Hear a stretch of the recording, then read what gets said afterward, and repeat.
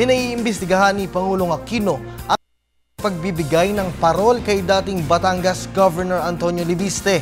Ayon po kay Pangulong Aquino, ikinagulat niya ang paglaya ni Leviste at nais niyang maintindihan ang naging basihan ng Board of Pardons and Parole ng Department of Justice dito.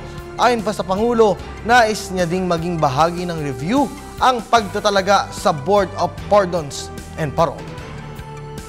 Hindi ko maintindihan bakit napalaya isang tao na nag-demonstrate na nga, na nakapiit na, hindi pa rin sumusunod sa batas. Pero, at pinahanap ko na rin, meron bang sanctions pwede doon sa Board of Pardon and Parole. Nireview ko na rin paano ba na-appoint dyan sa sa Board of Pardon and Parole. I-review yung buong system para hindi mangyari ulit ito ganito. Pinapareview ko rin yun, pwede ba mabawi? At pagkaintindi ko, only sa objection noong family concerned under the present rules. Hindi naman tayo pwede gumawa ng panibagong patakaran na magiging retroactive. So, medyo hirap ako magkomentaryo ba dito dahil nga pinag-aral ko ng masuksi lahat ng anggulo na pag-review nitong incident na to.